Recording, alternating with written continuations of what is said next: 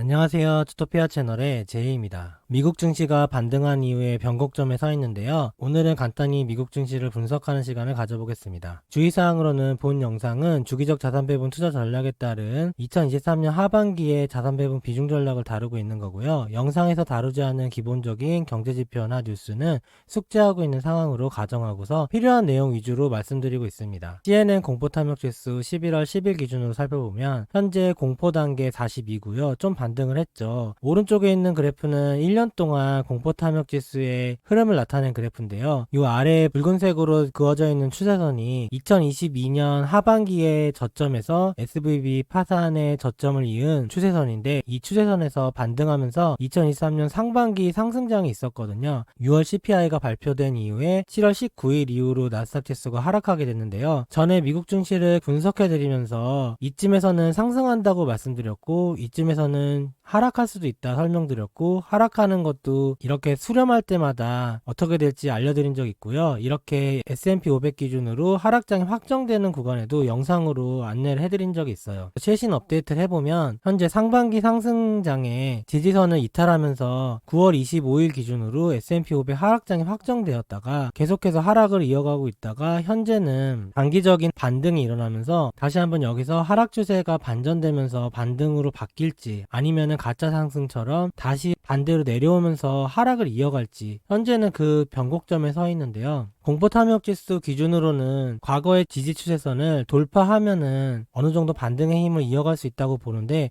현재 11월 10일 기준으로는 아직 저항선을 뚫지는 못한 상황이고요. 미국 증시가 반등이 이어질지 정말 기로에 서 있는데요. 오른쪽에 있는 그림은 제가 전부터 이어서 상반기 반등장과 8월 이후의 하락장의 내러티브를 알려드렸잖아요. 거기에 대해서 업데이트를 해보면 2023년 상반기 상승장의 내러티브는 CPI는 하락하는데 기준금리는 아직 제약적으로 올리고 있었기 때문에 실질금리가 플러스가 되는 상황이 이어졌거든요. 그게 상반기 상승장을 이어왔던 거고, 추세를 이끌던 내러티브가 종결이 되면 다시 추세가 반전하는 일이 일어나거든요. 상반기 상승장은 6월 CPI가 3%로 최저점을 찍고 다시 반등했잖아요. 6월 CPI가 최저점이었기 때문에 그때 이후에 피날레가 끝나서 추세가 전환돼서 하락장이 시작됐었고요. 이번에 하락했던 장에서의 내러티브를 전에 알려드린 적이 있는데, CPI는 상승하는데 금리 인상은 더 할 수 없구나, 여기서 물가가 더 잡히기 힘들겠다, 그러면서 하락장이 시작됐었고, 장기채 수익률의 반등과 주식시장의 하락이 있었죠. 피날레는 역시 11월 FOMC로서 그 전까지는 계속 추세를 이어오다가 11월 FOMC 이후로 연준이 금리 인상을 이제 거의 마무리가 됐구나라고 확신이 들고 있는 상황이잖아요. 그러다 보니까 이 내러티브도 금리 인상의 끝이라는 결과가 일어났기 때문에 피날레가 된 거라고 보고 있어요. 그러면서 그 이후로 급반전을 했죠. 미국채 수익률도 많이 하락하고 미국 주식도 반등해서 상승을 했잖아요. 그러면서 이렇게 다시 추세가 반전됐는데, 이 이후의 내러티브는 아직까지 정해진 건 없지만, 그리고 상승으로 갈지 하락으로 될지도 아직 정해진 게 아니잖아요. 그래서 정확하게 알 수는 없지만 제가 봤을 때는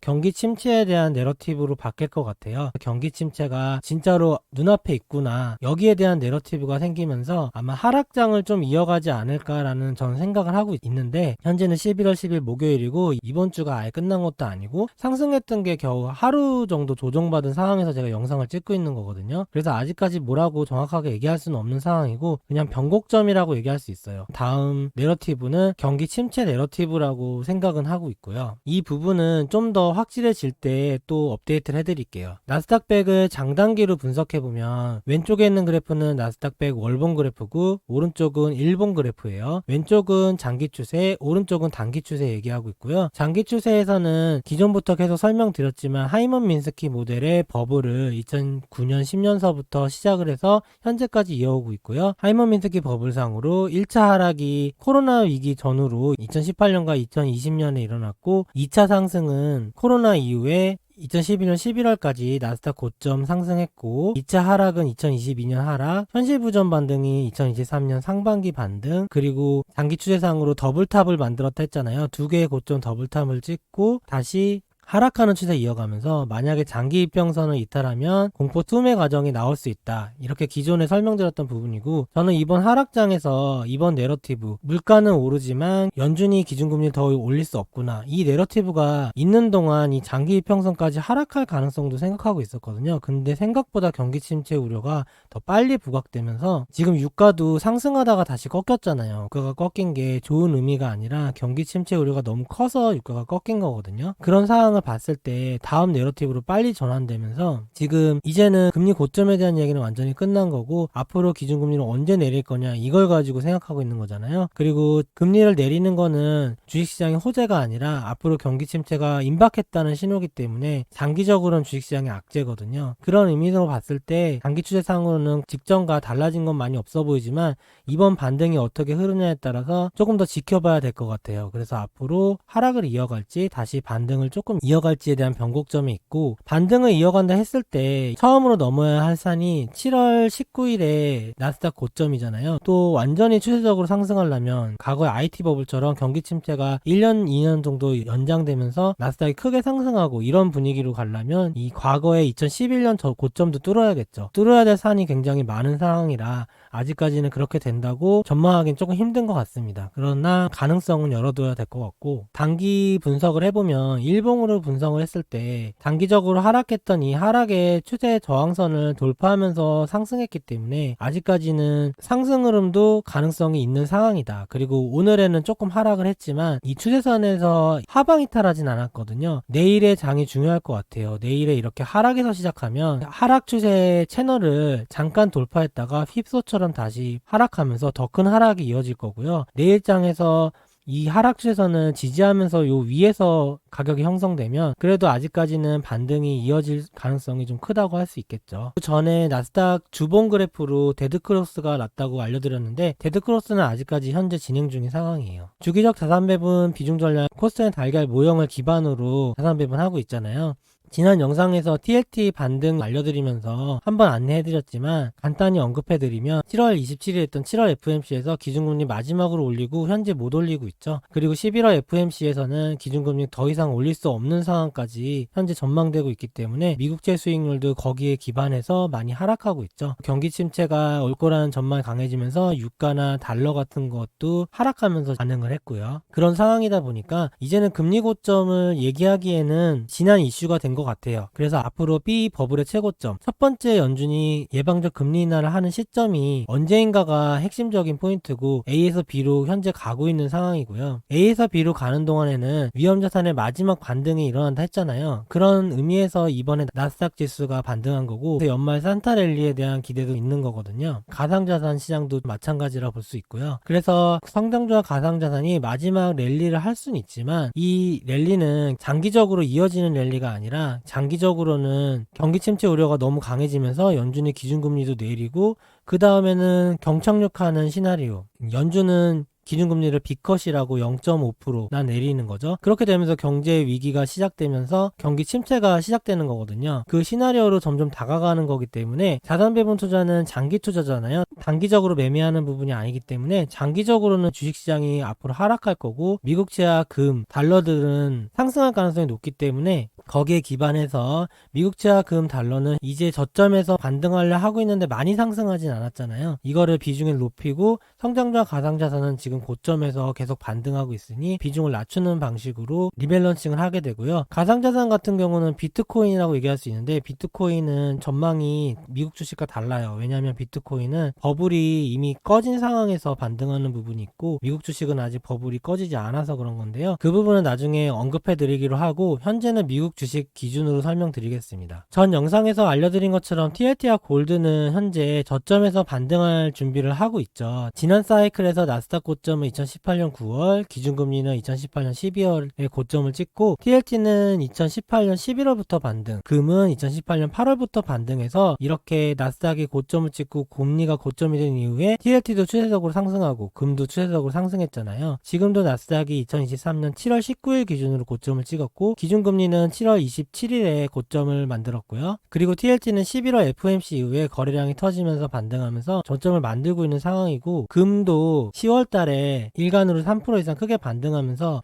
다시 한번 요 쐐기 모양의 삼각 수렴에서 정고점을 돌파할 수 있는 모양을 만들고 있는 상황이거든요. 코스트랜드 달걀 기준으로 A에서 B 구간으로 가는 제가 생각하는 지표들이 있었는데, 나스닥 고점, 금리 고점, TLT 저점 반등, 금 저점 반등이 현재 다 일어난 상황이에요. 그래서 앞으로는 증시는 반등하다가 어느 순간부터 하락할 거고, TLT와 금은 추세적으로 상승할 수 있다, 이렇게 안내해드린 적 있고요. 금리 고점 A에서 버블의 최고점 B에서 일어날 일들을 알려드리면, 목요일 낮에 커뮤니티에 올려드린 글을 대략 요약해드리면요, 11월 FOMC 이후로 코스트랜드 달걀 모델 기준으로 기준금리 고점이 지나게 확정된 것 같고요. 마지막 버블 B, 그러니까 첫 번째 기준금리를 향해서 가고 있어요. 여러 경제지표 상으로 경기 침체 도래 시기가 빨라지는 중이에요. 이 경제지표는 제가 오늘은 언급하지 않았지만 굉장히 많은 부분에서 지금 경기 침체가 보이고 있거든요. 이거 한번 정리를 해야 되는데 주말 이후에 정리를 한번 해드릴게요. 미국 상장 기업의 향후 실적 전망도 조금 낮아지고 있죠. 금리 고점에서 버블의 최고점의 A에서 B 구간은 위험자산이 마지막으로 상승하는 시기이기 때문에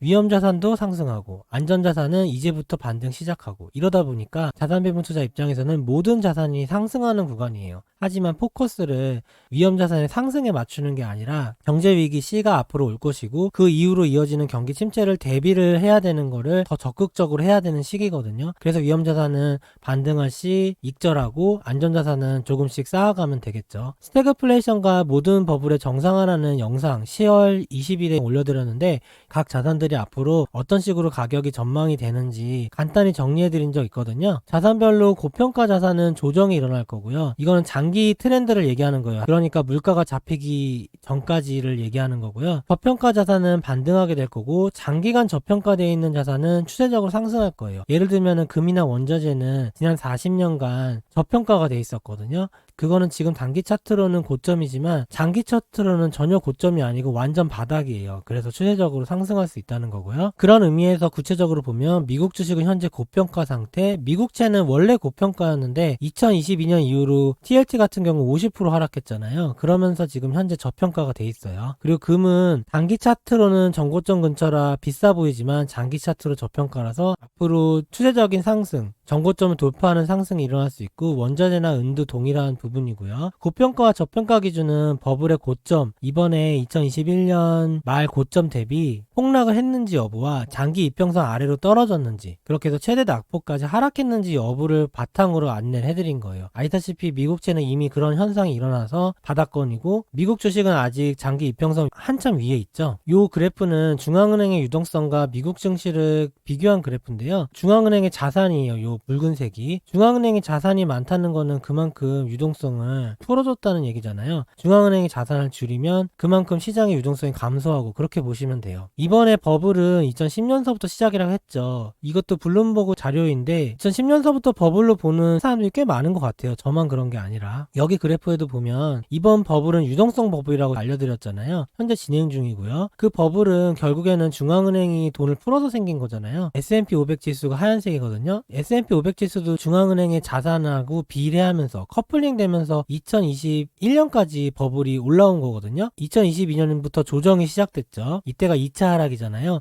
2차 하락 때까지도 이런 커플링 현상이 계속 관찰됐었는데 2023년 상반기에 주식시장이 반등했잖아요. 근데 채권 시장은 반등 못했었죠. 채권 시장은 반등 못했을 때 딱 요때서부터예요. 갈라지는 부분 있잖아요. 이렇게 디커플링이 됐죠. 중앙은행의 자산, 그러니까 중앙은행이 푼 유동성은 감소했는데 주식시장은 거꾸로 올랐죠. 이때 엔비디아서부터 AI 버블 얘기 나오면서 오른 거잖아요. 하이먼 민스키 현실부전 반등이라고 했던 반등이고요. 이거는 보면 유동성과 별개로 오른 거란 말이에요. 유동성은 감소하는데 오른 거죠. 그래서 일각에서는 유동성이 너무 많이 풀려서 거기에 따른 반응이라고 얘기하는 게 있죠. 근데 이거는 어쨌든 중앙은행이 의도한 반응이라기보다는 개인 투자자들도 돈을 많이 가지고 있잖아요. 그래서 지금도 보면은 미국 개인들이 가지고 있는 저축을 소비하면서 소비가 이어진다는 분석이 굉장히 많죠. 저축해온 양이 언제 없어지냐가 경기 침체가 본격 시작되는 거다, 이런 분석도 꽤 많거든요. 그런 의미처럼 중앙은행의 유동성과는 반대로 이렇게 디커플링이 일어났는데 주식시장만 이랬고 채권시장은 계속해서 커플링 상태로 떨어지고 있었거든요. 이런 상황을 봤을 때 모든 자산의 버블이 정상화 과정을 현재 거치고 있는 거죠. 중앙은행이 시중에 푼 유동성이 감소함에 따라 대표적인 자산으로 미국채 같은 채권 자산들은 다 하락했잖아요. 근데 아직까지도 미국 주식은 하락하지 않았다는 거예요. 그럼 이게 다시 한번 동조화되면서 스마트머니들의 흐름은 이 붉은색의 시중의 유동성을 따라가고 있는 것 같고, 상대적으로 개인 투자가 많은 주식시장은 아직까지는 따라가지 못하고 있고 천천히 따라가고 있는데, 이게 언제까지 디커플링이 계속될까? 결국에는 증시가 크게 하락하면서 다시 한번 동조화 증상이 일어날 수 있나? 이런 관점에서도 현재 볼 수 있다는 거고요. 그리고 미국 증시가 단기적으로 반등을 했잖아요. 왼쪽에 있는 그래프는 첫 번째는 스파이 미국 S&P 500이고요. 두 번째는 빅스 변동성 지수, 세 번째는 미국채 10년 수익률인데요. 이번에 이렇게 반등하게 된 게 11월 FOMC 이후 결과잖아요. 갭상승까지 하면서 크게 이렇게 반등하면서 단기 하락 추세도 뚫고 반등했죠. 오늘의 캔들을 보니까 단기적으로 며칠간의 상승한 캔들을 다 잡아먹는 반대 캔들이 나왔거든요. 이러면은 추세가 반전될 수 있다는 신호이기도 해요. 그러다 보니까 단기 반등이 종료되는 거 아니냐, 이런 시각도 현재 있는 상황이에요. 그래서 미국 주식이 추세가 전환되는 거 아니냐, 빅스도 지금 하락하면서 증시가 상승했는데 다시 오르는 거 아니냐, 그리고 미국채 금리도 다시 상승하는 거 아니냐, 이런 전망도 하고 있는 거죠. 그리고 오른쪽은 S&P 500의 그래프인데 이렇게 갭이 뜨면서 상승했잖아요. 근데 전고점을 크게 돌파하지 못한 상황에서 다시 하락하면서 떨어지는 거 아니냐, 이런 우려도 있다는 거고, 갭이 일어나면 갭을 메운다는 말이 많거든요. 하락이든 상승이든 마찬가지인데 갭 상승한 이후에는 갭을 메우러 다시 내려오는 경우도 종종 있어요. 그 시기는 다 다른데 어쨌든 갭을 메우는 경우가 거의 100%에 가깝고요. 근데 갭 메우기로 다시 하락하는 거 아니냐, 이런 시장의 시각도 있다는 거예요. 지금까지는 하락을 하긴 했지만 아직까지는 추세를 뚫은 위에 있기 때문에 내일 금요일장이 중요한 것 같고, 그 다음에 다음 주에 장이 중요한 것 같아요. 다시 한번 하락주의 채널로 내려오는 하락이 일어나면, 그러니까 이 갭2까지 메우면서 하락이 일어나면 이번에 반등은 그냥 단기적인 반등에 그치고 하락 추세가 계속해서 이어지겠죠. 근데 만약에 그렇지 않고 다시 한번 여기를 지지하면서 상승하는 흐름이 나온다면 반등장이 어느 정도 더 이어질 수 있겠죠. 아직까지 정해진 건 없고 나중에 점점 확실해질수록 다시 한번 업데이트를 해드리도록 하겠습니다. 오늘 영상은 이만 마치겠습니다. 좋아요와 구독 부탁드립니다. 감사합니다.